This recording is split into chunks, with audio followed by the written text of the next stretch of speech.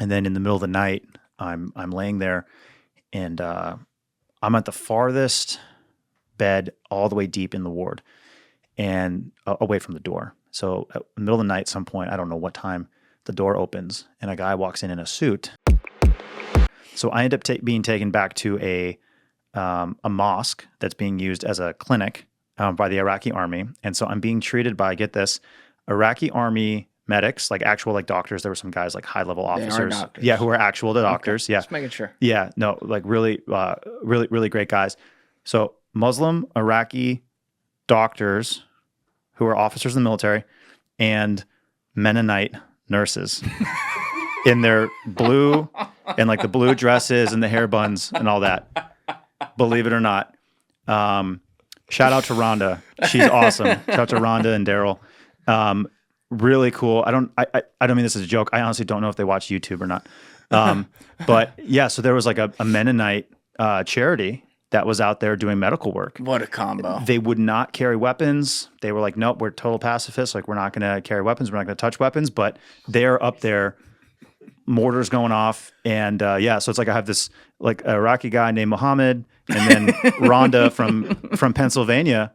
And they're the ones, you know. Yo, mad respect to them. Wrong place to be a pacifist, but mad respect. Yeah, nothing but respect for them. They were really wonderful. But like that was just the bizarre nature of where I was.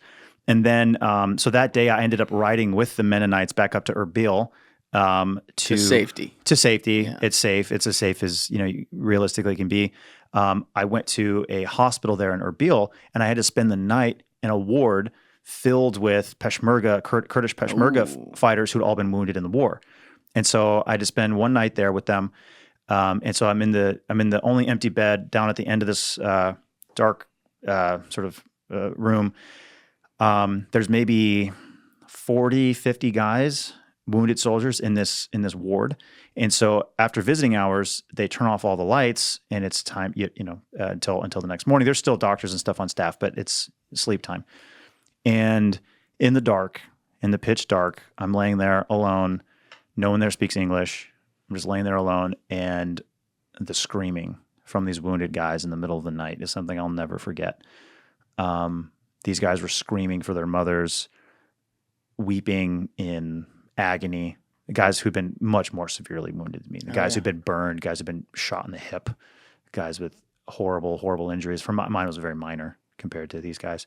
So I spent a night just listening to screaming in the dark. And then in the middle of the night, I'm laying there, and I'm at the farthest bed, all the way deep in the ward, and away from the door. So at the middle of the night, some point, I don't know what time, the door opens, and a guy walks in a suit, and he has a flashlight and a file, and he starts walking person to person and flashing and shining the flashlight on their face, going person to person. And I don't know how, some weird sixth sense, he must have like known that I was looking at him. So he stops, and then he just shines the light all the way down at the end, right on my face. The light stays on my face, and he just walks straight up to me. And I'm like, okay, this isn't cool. Like, is this some assassin going to take me? Like, I don't know. Like what the hell is this? Sounds like the Men in Black. Yeah. So I'm like, what is this? So this guy comes up to me, and he speaks broken English, and he's from Kurdish intelligence. And he's like, I need to talk to you. Ooh. And he's like, who are you? And so we sit there and have a conversation.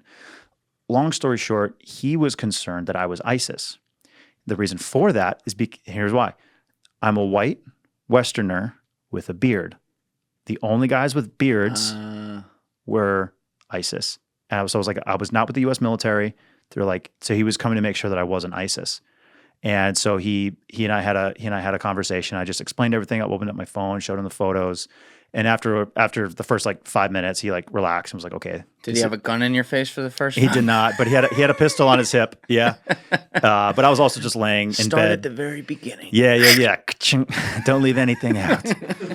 Yeah. So I basically had a 1 hour podcast with this intel agent right there. Told him the same story. Should have recorded it. Yeah, it would have been great. And so then he was like, awesome. And then at the end, he was just like, thank you for helping my people. Yeah. And walked out. That was pretty crazy. And that was it. And then, yeah, a couple weeks later, I flew into Chicago, and my parents picked me up at the airport. Dude, had you ever done any work with the Kurds during any deployments? I guess you kind of didn't because you were in Afghanistan. You Yeah, no, I'd never been to Iraq during my time in the military. Yeah. I never got to work directly with the Kurds or Peshmerga or anything like that. So actually the next morning, the Kurdish doctors, they were going to do a debridement on my leg. And basically all that means is they're going to cut away all the dead flesh from the burn. Because like when the bullet goes through you, it burns, and then little chunks of flesh don't get blood flow to them, so they die, right? And so you have like all this rotting flesh if they don't cut it all off. So they have to cut off more stuff. Yeah, so good times. So they bring me into the room. They start kind of get me ready. They're going to put me under with some painkiller of some sort of anesthesia, general anesthesia that was kind of make me go unconscious or something. As they're doing it, they were like asking me who I was and like, what are you doing? And I gave them like a 30-second version, like, oh, I'm here and I'm doing this. And they're like, oh, you're Peshmerga. And I was like, no, I didn't work with the Peshmerga. I was only with the Iraqi army. And I was like, I know the difference. I was like, no, I and they were like, Peshmerga means those who face death. You are Peshmerga. Thank you for coming here and helping our people. And there was 4 medical staff there, and each one of them reached out and like touched me and said, thank you. Wow. And then they put me under and did the debridement. And then, wow. Yeah. So they were like, amazing. No, you're a Peshmerga. You face death. Yeah, the Kurds are so fascinating to me. They come up on so many different podcasts because you got this group of like 35 million people. They don't have a country, but they do. They just don't have borders, right? They have their own military. They have their own intelligence. They have their own system. It's not like, the way I understand it, it's not like in Iraq they're paying taxes to Iraq. Or they're paying, I mean, I'm sure there's some ways they're doing that, but like it's not like they're a citizen of those countries. And they're also like this amazing ally of the United States and all our stuff over there, yet we haven't supported them in actually getting bored. It's so strange to me. Yeah, I think a lot of that just goes back to the history of, and I'm not an expert on this by any means, but it just goes back to the history of people who are not from the region drawing arbitrary lines, and it's like, come on now. I think some of that is a little bit of that is intentional, because they want to keep places destabilized, so that way they don't become great powers. That's a big reason. The other reason is just total incompetence, and people are just fools, and it's just a bunch of dudes sitting in a room going like, well, yeah, let's draw a line here, and like I've got other things to do. You know, so let's just draw the line there. That sounds good at the end of the meeting, right? And so then now there's war for generations in these places. Thank you for watching the video, guys. If you haven't already subscribed, please smash that subscribe button and check out this clip's full podcast episode by clicking here or in the description below.